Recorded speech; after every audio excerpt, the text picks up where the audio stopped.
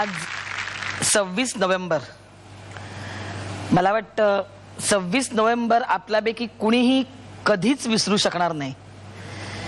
गेल्या वर्षी याच दिवशी याच वेळी काही अतिरेकी बिनदिक्कत आपल्या देशात घुसले आणि मुंबईच्या रस्त्यावर रक्ताची होळी करत फिरले. काही मुठभर अतिरेक्यांनी दहशतीच्या जोरावर सगळा देश ओलीस ठेवला होता. पण आपल्या मुंबई पोलिसांनी आणि आपल्या वीर जवानांनी प्राणपणाला लावून त्यांना संपवलं. सगळा देश या दहशतवादाचा निषेध करायला रस्त्यावर उतरला होता आणि सगळ्या जगाला आपण दाखवून दिलं की असल्या या भ्याड हल्ल्याने आमचं मनोधैर्य खच्ची होऊ शकणार नाही. आज पुन्हा एकदा आपण त्या दहशतवादाचा निषेध करूया आणि त्या हल्ल्यात शहीद झालेल्या आपल्या मुंबई पोलिसांना, आपल्या वीर जवानांना आणि निरपराध लोकांना आपण श्रद्धांजली वाहूया.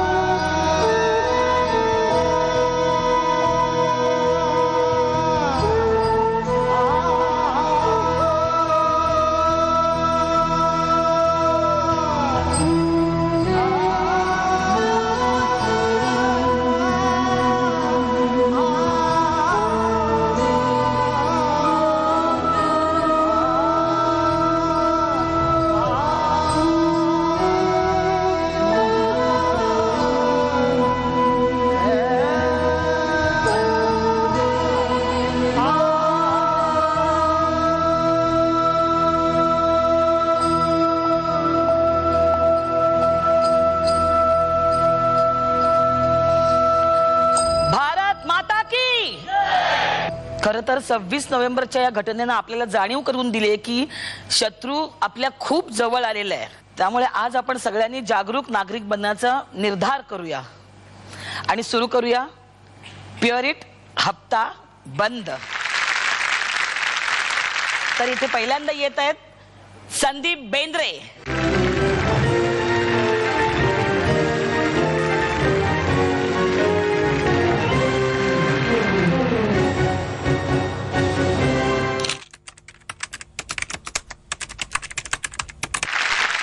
यानंतरच्या स्पर्धक आहेत तनया भुरके.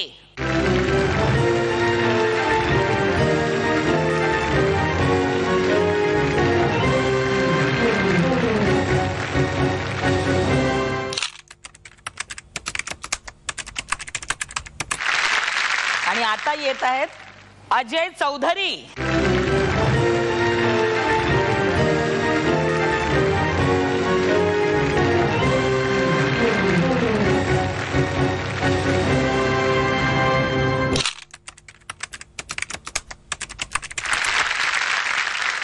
संदीप कुठे असता, काय करता तुम्ही? मी कराडला असतो.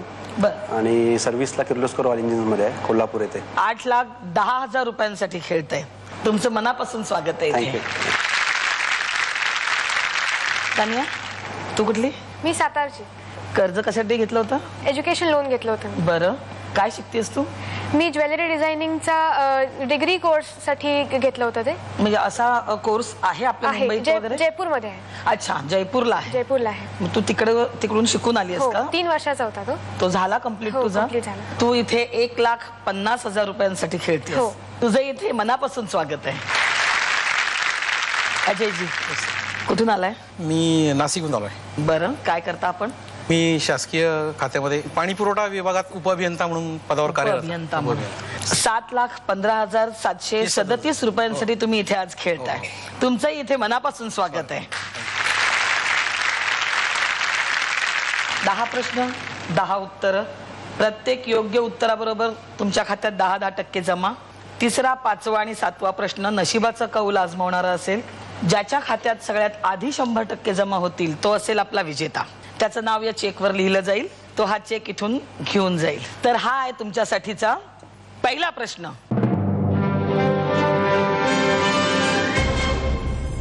(1903) साली मुंबईमध्ये ताज हॉटेलची स्थापना कोणत्या व्यक्तीने केली?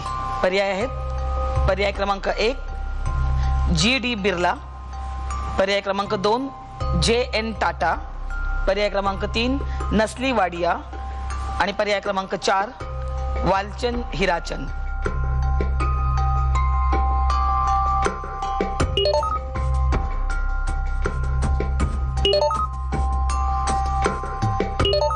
तिघांनी उत्तर डिपॉझिट केलेली आहेत. अजयजी काय म्हणणं आहे तुमचं? नसलीवाडी. खात्री आहे याबद्दल की? खात्री नाही, पण बिर्ला आणि टाटा ग्रुपशी संबंधित नाही. वालचंद हिराचंद सांगलीशी रिलेटेड असल्यामुळे एवढं माहिती आहे. ते नसलीवाडी. तानिया, JN टाटा. तुला काही खात्री आहे? माहिती नाहीये. आणि संदीपजी, JN टाटा. तुम्हाला खात्री आहे याबद्दल? खात्री आहे. टाटा ग्रुपचे काही शेअर्स म्हणजे ताजमध्ये आहेत आणि रिसेंटली जेव्हा 26/11 हे झालं होतं त्याला रतन टाटा तिथे फर्स्ट इंटरर होते, त्याच्यावरून गेस JN टाटा. ठीक आहे. आणि या प्रश्नाचं योग्य उत्तर आहे पर्याय क्रमांक 2, JN टाटा.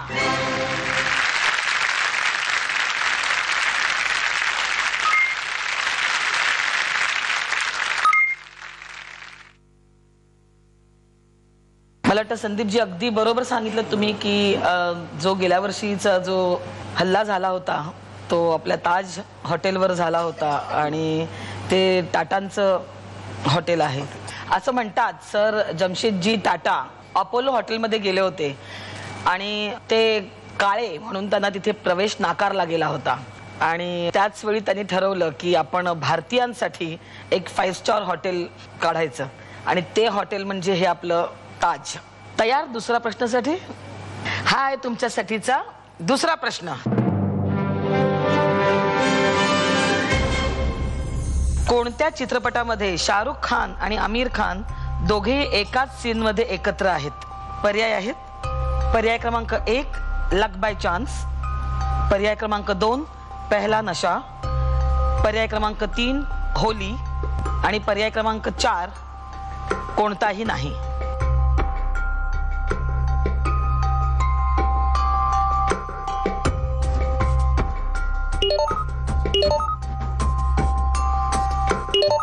तिघांनी उत्तर डिपॉझिट केलेली आहेत. काय उत्तर दिले संदीपजी? कोणताही नाही. तुम्हाला खात्री आहे याबद्दल? नक्की? नक्की. बरं. तनया, कोणताही नाही. तू पण एकदम कन्फर्म? एकदम कन्फर्म. बरं. आणि अजयजी, कोणताही नाही. तुम्ही पण ठामात? येस. आपल्या कॉम्प्युटर मामांना विचारूया काय उत्तर आहे ते. आणि या प्रश्नाचं योग्य उत्तर आहे पर्याय क्रमांक 2 पहिला नशा.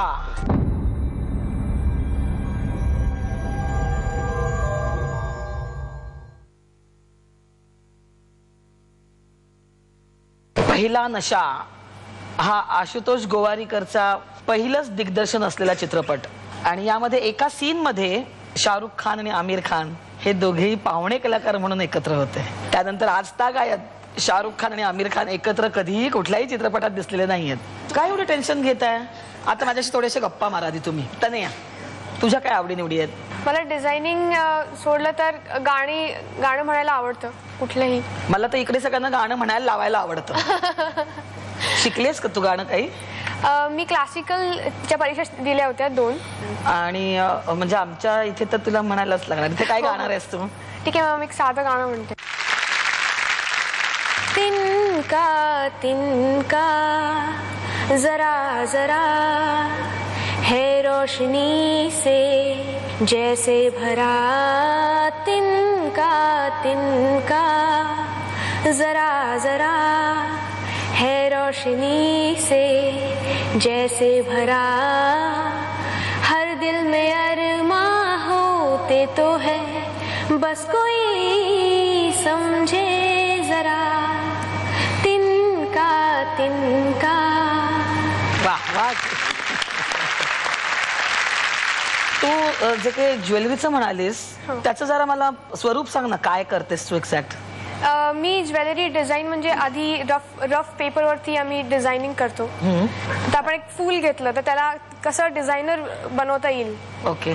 अशा पद्धतीने काय काय डिझाईन केलंस तू? मी माझा इंटर्नशिप होती जेव्हा जयपूरला, तेव्हा मी एका राजपूत फॅमिलीचं एका नेकलेसचं इयरिंग बनवलं होतं. ते बऱ्यापैकी मोठं असं होतं आणि बरंच एक्सपेन्सिव्ह असं होतं. तर तिथे मला त्यांचं डिझायनिंग करायची संधी मिळाली होती. आणखी बाकी काय? बाकी माझं स्वप्न आहे की माझा एक ब्रँड असावा, मेस्मराइज नावाचा. मेस्मराइज? हा, तो मला लॉन्च करायचा एक पुढे. वा, अभिनंदन. अजयजी आधीच हसताय तुम्ही. येणार आता तुमच्याकडेच येणार आहे. बोला, काय आवडी निवडी आहेत तुमच्या? बेसिकली मी सिव्हिल इंजिनियर आहे आणि माझं स्वप्न होतं डॉक्टर होण्याचं. ते झालं नाही, मी सिव्हिल इंजिनियर झालो. बरं. त्याच्यानंतर मी ड्युरिंग द सर्व्हिस PG पण केलं, पण माझं लग्न डॉक्टरशी झालं. अच्छा, म्हणजे जे तुम्ही करू नाही शकलात ते ती बायको मिळवलीत तुम्ही. हो. वहिनी, तुम्हाला सांगितलं होतं का मला डॉक्टर व्हायचंय आणि म्हणजे आता तुमच्यात बघतायत ते स्वतःला खरं तर. हो, त्यांची इच्छा होती डॉक्टर व्हायचीच, पण त्यांना ते होता नाही आलं. म्हणजे 1-2 मार्कासाठी नंबर गेला मेडिकलचा. तुम्ही सांगा काय एक्झॅक्टली झालं होतं ते. मला 273 होते आउट ऑफ 300. हा, आणि 274 was the last admission at BJ medical college. अगदी म्हणजे एका मार्कासाठी. ठीक आहे, पण परमेश्वरांनी ती इच्छा अशी पूर्ण केलेली आहे ना. हां, येस येस येस. म्हणजे आयुष्यात प्रत्येकाची प्रत्येक स्वप्न पूर्ण होतातच असं नाही. आपण ते स्वप्न थोडंसं मोल्ड करून बघूया. आणि तसं तुम्ही इंजिनियर झालात. येस. पुढच्या प्रश्नाकडे जाऊया. आता पुढचा प्रश्न आहे नशिबाचा कौल. तिसरा प्रश्न. माझ्यासमोर ही 4 पानं आहेत. पहिलं आहे +10, दुसरं आहे -10, तिसरं आहे -10 आणि चौथं आहे विदूषक. आणि हा आहे तुमच्यासाठीचा तिसरा प्रश्न. शक्तिस्थळ हे कोणत्या व्यक्तीचे समाधी स्थळ आहे? पर्याय आहेत. पर्याय क्रमांक 1 राजीव गांधी, पर्याय क्रमांक 2 इंदिरा गांधी, पर्याय क्रमांक 3 महात्मा गांधी, पर्याय क्रमांक 4 संजय गांधी.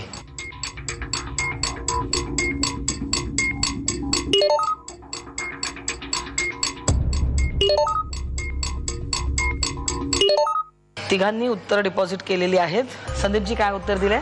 मी महात्मा गांधी. म्हणजे कधी जाणं झालंय तिकडे किंवा काही? नाही झालेलं. नाही. तनया, महात्मा गांधी. तुला माहिती आहे काही? नाही. नाही, अंदाजे उत्तर आहे. कोणता? आणि अजयजी? मला कन्फ्युजन झालं थोडंसं राजीव गांधी आणि इंदिरा गांधी, पण इंदिरा गांधींच्या याला शक्तिस्थळे नाव निश्चित नाही आहे, त्यामुळे मी राजीव गांधी म्हणून चॉईस केलं. ठीक आहे, आपण विचारूया मामांना. आणि या प्रश्नाचं योग्य उत्तर आहे पर्याय क्रमांक 2 इंदिरा गांधी.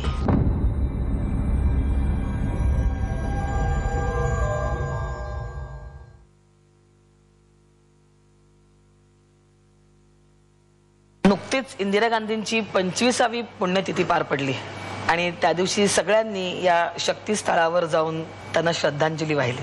आणि महात्मा गांधींची समाधी राजघाटावर आहे आणि राजीव गांधींच्या समाधीचं नाव आहे वीरभूमी आणि शक्तिस्थळ हे इंदिरा गांधींच्या समाधीचं स्थळ. हा तिसरा प्रश्न होता आणि याचं उत्तर तिघांचे उत्तर चुकलेलं आहे, त्यामुळे नशिबाचा कौल तिघांनाही आजमावता येणार नाही.